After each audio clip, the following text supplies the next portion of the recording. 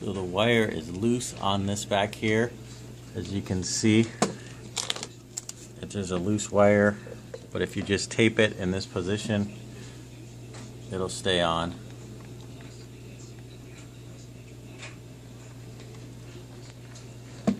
But it's loose, so if I let it go, it'll turn off and turn on. So I just use a piece of duct tape, and it seems to work fine.